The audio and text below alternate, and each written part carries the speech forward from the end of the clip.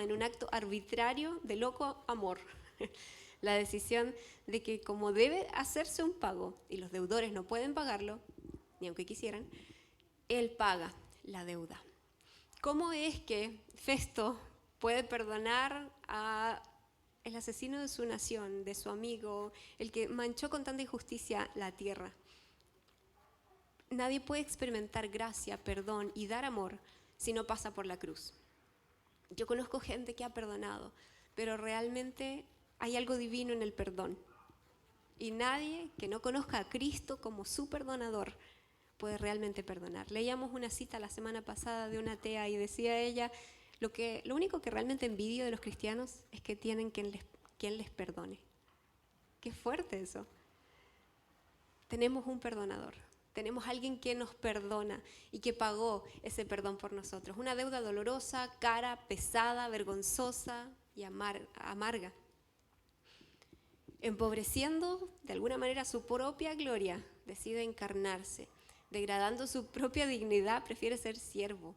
Poniendo en riesgo su prestigio, se entrega en la cruz. No sé si llegamos a dimensionar lo que esto significa, porque a veces hablamos de esto, pero nos parece ya a veces tan conocido. Y es que el Espíritu tiene que revelarnos este perdón de Dios a nuestra vida. Y nunca podemos experimentar realmente lo que significa el perdón si no sabemos el daño hecho. Por eso, hermano amado, si es que tú has sido ofendido, estás en el mejor pie para saber qué es lo que significa la ofensa que hiciste hacia Dios. Entonces, el perdón y el pecado en este momento, la ofensa recibida se está transformando, no sé si me sigues, ¿no? De ser algo horrible que se hizo en mi contra, a ser la herramienta que Dios usa para hacerme entender cuán deudor soy de Él. Y al que mucho se le perdona,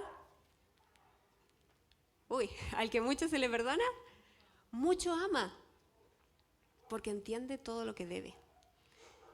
Creo que el gran problema de nuestra predicación muchas veces es que nosotros hablamos de la buena noticia de la salvación sin entender o sin poner en contexto la terrible situación de nuestro pecado. Y hoy día me gustaría invitarte a que esa invitación del Señor, vengan a mí, yo los puedo perdonar, esa invitación hecha en la cruz, sea simplemente el inicio de mi vida otorgando perdón hacia otros. Yo te aseguro que te van a dañar. Te aseguro que más de alguien de aquí hasta el final de nuestra vida nos va a ofender. Ahora nuestra pregunta es, ¿cuál va a ser nuestra actitud hacia esa ofensa? Perdonar. Si hemos recibido perdón, podemos dar perdón. Después de ver la cruz, después de entender la gracia, no podemos guardarnos perdón, ¿verdad? Solamente podemos otorgarlo. Si el perdón fuera una opción, ¿no nos sentiríamos a veces tan desvalidos frente a esa obligación de Dios de que perdonemos, ¿no? Pero como el perdón fue no una opción divina, ¿no? Él no dijo, bueno, quizás lo voy a hacer, voy a ver. Fue una opción porque Él lo eligió, pero para Él no era opción. Dios quiso perdonar y desde el principio Él quiso entregarse. Y me gustaría que volviéramos al Salmo porque el texto dice que el Señor hace justicia, versículo 6. Salmo 103, versículo 6, dice que el Señor hace justicia. Así que me gustaría desafiarte a entender que el Señor sigue siendo justo. Y ese sentido de justicia que hay en nuestro corazón cuando alguien nos daña y decimos, ¡oh! ¡Oh! Él me debe.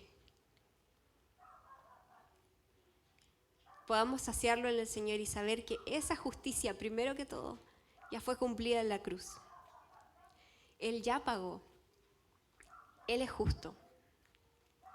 Y la primera justicia que nosotros recibimos por gracia es que nuestros pecados son perdonados. El Señor es clemente y compasivo. ¿Tenemos ese corazón? Sabes, el perdón debiera formar en nosotros ese carácter clemente y compasivo. Yo estoy en deuda, no sé si hay alguien más aquí en deuda. Si me describen a mí, yo no sé si pueden decir que soy clemente y compasiva. Lenta para la ira y grande en amor. Creo que solamente Dios tiene esos apelativos, pero qué importante es que nosotros nos vayamos pareciendo cada vez más a Dios. Y hablamos esto la semana pasada. Mientras nosotros perdonamos, más nos parecemos al Señor. De hecho, el punto máximo de cercanía o parecido al Señor es cuando podemos otorgar ese perdón, porque perdonar realmente es un don divino. Y mientras nosotros perdonamos, se puede decir, o en el cielo se va a poder decir de nosotros, ella es clemente, Él es compasivo. Sí, Él aguanta, es lento para la ira. Wow, quiero parecerme al Señor. Y también soy realista y sé que voy a ser ofendida y yo misma voy a ofender. Por eso, ¿cuál es el punto medio aquí? De nuevo, solamente la cruz. Hermanos amados, como iglesia necesitamos volver a la cruz en todo momento. Necesitamos ir y abrazarnos a los pies de la cruz. Cuando somos ofendidos, cuando ofendemos, cuando miramos a las demás personas, porque no hay criterio más santo que mirar a las personas a través de la justicia y misericordia de Dios. Y necesitamos esa visión. No guardemos rencor. El salmista se ve aquí totalmente libre. No sé si yo trato de visualizarlo al salmista y lo veo saltando en una pata. Feliz, libre. Y a veces veo a hermanos en la fe, ninguno de acá, pero como amarrados así, como enojados, como atados a algo. Sabe que el perdón es liberador y nos permite vivir en esta vida consecuente de entender que Él hace justicia. No me hicieron mal, ¿para qué voy a hacer yo justicia? Él hace justicia. Y a veces nosotros pensamos hacer justicia quitándole el saludo, mirándole feo. No, yo ya a este hermano no lo paso mucho. No, mejor de lejitos. Y el Señor no nos trata así. Imagínese usted si el Señor nos dijera, no, a este de lejito nomás, porque... ¡Oh! Señor, ayúdame, yo no quiero estar de lejitos contigo. Y el Señor no nos trata. No nos trata, versículo Dios, conforme a nuestros pecados, ni nos paga según nuestras maldades. Pero creo que la única forma de entender eso es sabernos pecadores. Es saber que cometemos maldades, es saber que somos pecadores. Y eso nos va a dar gracia para amar a otros. Que hagan mayores o menores cosas que nosotros, eso no importa, porque Dios es justo y también perdonador. Tan grande es su amor con los que le temen, como alto el cielo sobre la tierra. ¿Cuál es el límite del perdón? Jesús dice, perdona 70 veces 7. Algunos hablan de que en realidad el número en el fondo no es que ya es abismante el número, muy grande. ¿Cuántas veces si hoy día me ofende? Porque Pedro está hablando de un día, ¿no? Él dice, si hoy día me ofenden, ¿cuántas veces? 7 veces. Ya es bastante 7. 70 veces 17, le dice Jesús. Y esa es la medida para un día. El perdón no debe tener límites. Y eso nos choca. Eso me produce a mí, esto que llaman en la psicología una disonancia cognitiva. Como que me hace corte adentro. Porque no es justo, ¿o no? No es justo. Pero perdono porque ese acto fue justo o perdono porque Dios es justo. Perdono porque Él es justo y porque en esa gracia, que a mí me suena injusta, Él me perdonó toda mi deuda. Y si me perdonó a mí toda mi deuda, entonces yo puedo mirar en gracia, en misericordia y otorgar lo que no tenía y ahora dar lo que tengo. Mire lo que dice versículo 12 y cómo transforma esas consecuencias del perdón, transforman la vida. Este es un tipo libre realmente. Tan lejos de nosotros, hechos nuestras transgresiones, como lejos del oriente está el occidente. Nunca jamás, por lógica, ¿cuál es el punto entre aquí empieza el oriente, aquí el occidente? Son puntos cardinales que aquí empieza. No tienen un principio y un final, simplemente tienen una dirección. Hacia allá está uno, hacia acá está el otro. No se chocan. Así están de lejos nuestros pecados. ¡Wow! ¿Se sabe perdonado? ¿Se sabe amado hasta tal punto que trata de buscar quizás en la historia y dice, yo me acuerdo, pero estoy segura que el Señor ya no? Él lo borró, lo olvidó. Ahí está el Cordero de Dios que quita el pecado del mundo, quita nuestro pecado. Tan compasivo es el Señor como lo es un padre con sus hijos. Y aquí de repente también viene un poco de disonancia cognitiva a nosotros, porque quizás no todos tuvieron un padre compasivo, pero por eso tenemos que empezar a conocer el Padre de Jesucristo el Señor, el Padre de la gloria, el Padre del que viene todo don perfecto, toda dádiva. De ese Padre sí podemos esperar compasión eterna que no tiene límites. Tan grande es su amor. Él conoce nuestra condición, versículo 14. Sabe que somos barro. ¿Sabe que hay gente que no sabe cuál es su condición? Y ese es un problema. Pero el Señor sabe cuál es nuestra condición. Que somos barro. Y aún así, nos perdona. Realmente necesitamos gracia. ¿Y sabe qué? Como consecuencia va a pasar lo que empieza el Salmo diciendo. ¿Y sabe por qué está al revés? Al revés. Porque el salmista fue perdonado. Experimentó perdón, entendió el perdón, ahora está listo para dar perdón, es un tipo libre. Y al empezar a escribir su salmo, lo primero que sale de él es, versículo 1, ¿qué cosa? Adoración, gratitud, exaltación. Alaba, alma mía, al Señor, alaba. Ya no sé cómo más decirme a mí mismo, alaba. Todo mi ser alaba su santo nombre, alaba alma mía. 3 veces se menciona la palabra alaba en estos 2 versículos. Y no olvides ninguno de sus beneficios. Ninguno, no olvides, ten buena memoria. ¿Cómo puedo perdonar a otros? Teniendo buena memoria espiritual. ¿Cuánto me ha perdonado el Señor a mí? Esa es la base de cuánto puedo perdonar yo a otros. Philip Yancey escribe, nosotros estamos acostumbrados a encontrar la trampa detrás de cada promesa, pero los relatos de Jesús acerca de la extravagancia de la gracia no tienen trampas, ni enredos que nos descalifiquen para que no podamos recibir el amor de Dios. Cada uno de ellos tiene en el centro mismo un final demasiado bueno para ser cierto, o tan bueno que debe serlo. No hay trampas en la gracia de Dios, ¿sabía usted? No hay trampas, Él simplemente ofrece. Y cuando yo entré al Evangelio y vi las primeras personas amables que me invitaban a su casa y me aguantaban ahí varias horas, yo decía, ¿qué pasará acá? ¿Qué querrán de mí? No, es que es demasiado bueno esto para ser verdad. Y me invitan a cafecito, me invitan a comer gratis y son tan agradables conmigo cuando yo soy tan fome. No, es que aquí hay algo mal. ¿Cuál es la trampa de todo esto? No sé si a alguien le pasó algo así, buscando la trampa detrás de, no, es que esto es demasiado bueno. Son demasiado buenos para ser, la gracia es demasiado buena para ser cierta, lo cual nos indica que tiene que serlo.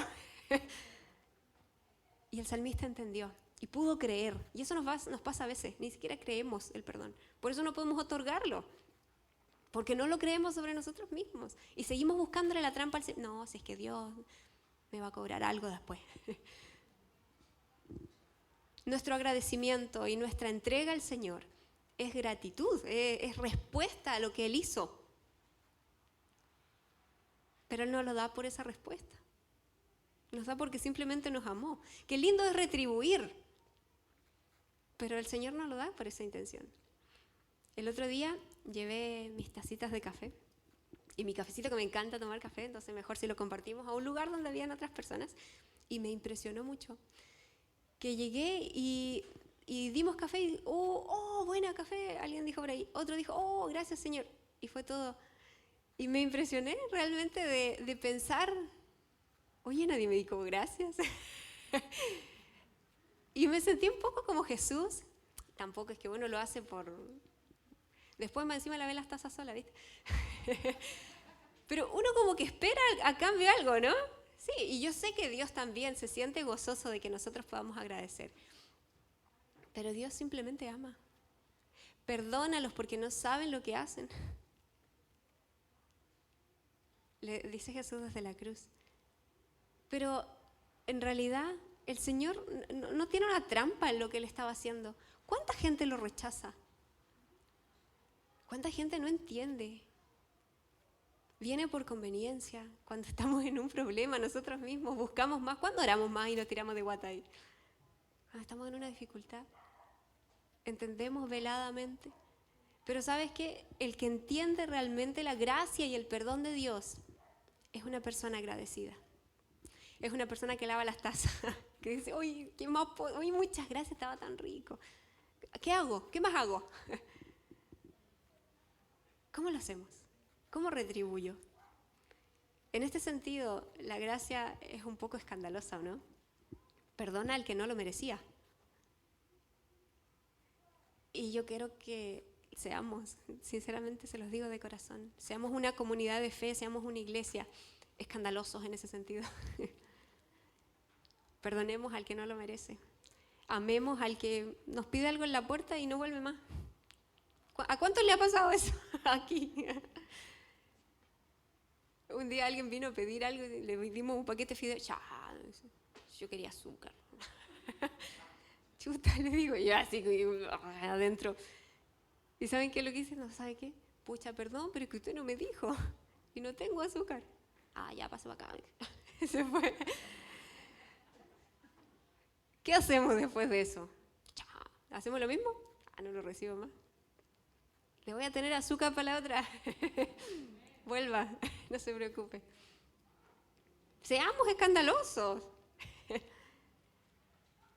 Al que pide, al que te pide, dale. Ah, no, pero es que después se suben por el chorro, abusan de la confianza. Al que te pida, dale. Él es justo.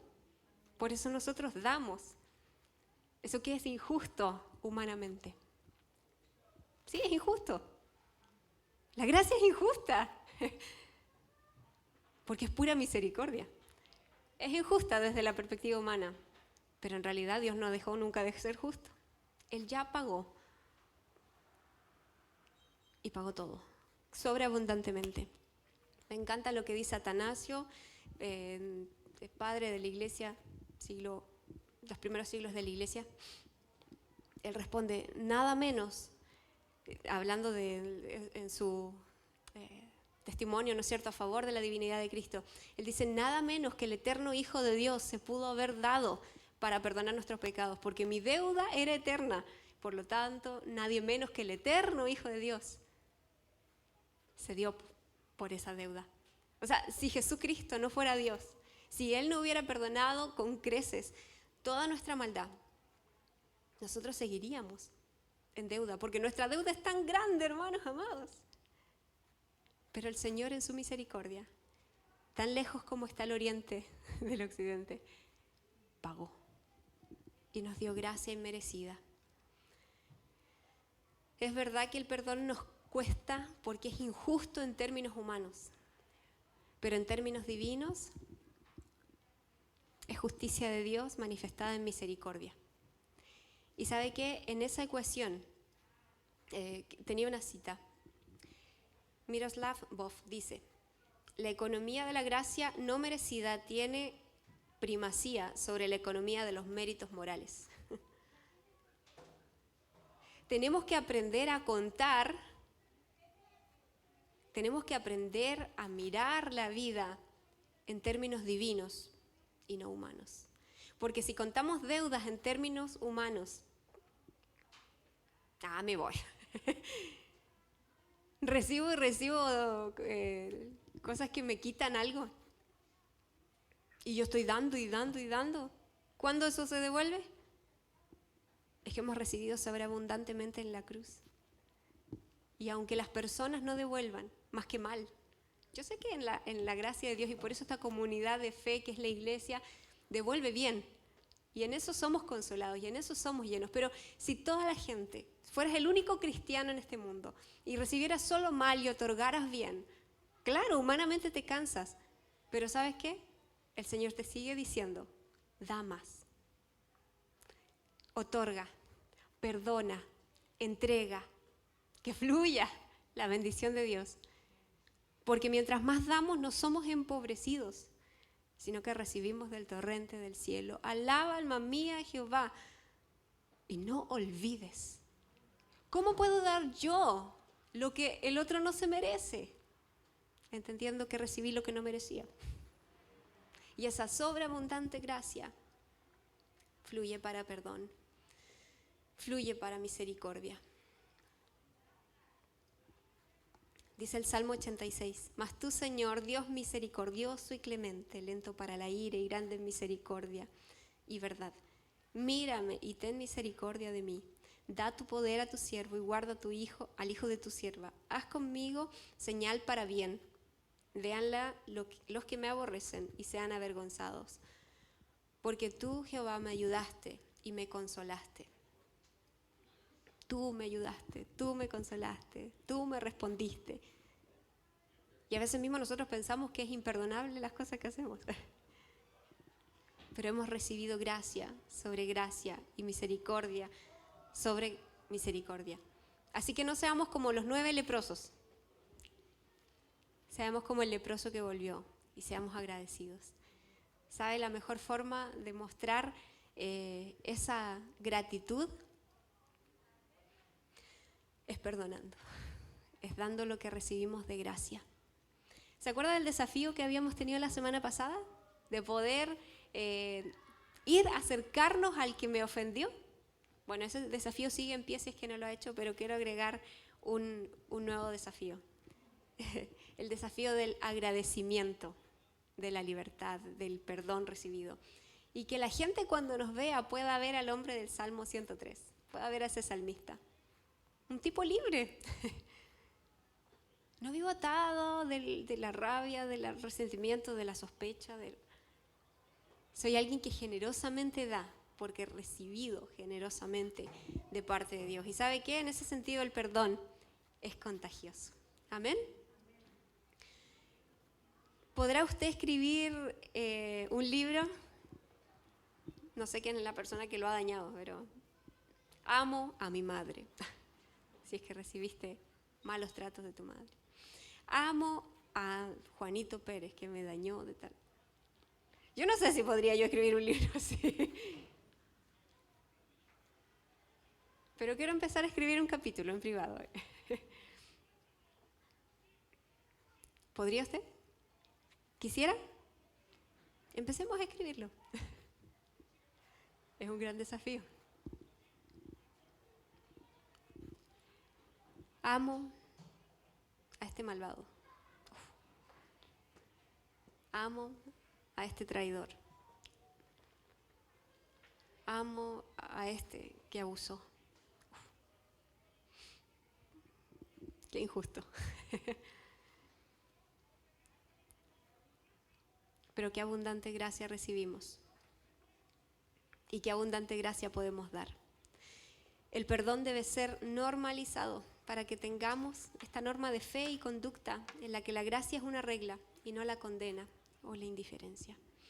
Así que le quiero invitar esta tarde, esta mañana, sí, tarde ya, a que podamos vernos y analizar nuestra vida y ver si estamos siendo como el salmista. La gente nos ve y ve a esa persona perdonada, totalmente libre. ¿O todavía hay cosas ahí que no se han resuelto? Seguimos con el desafío en pie. Acercarnos al que nos dañó. Ser totalmente libres. Pero también, y sobre todo, responder en agradecimiento. Amén.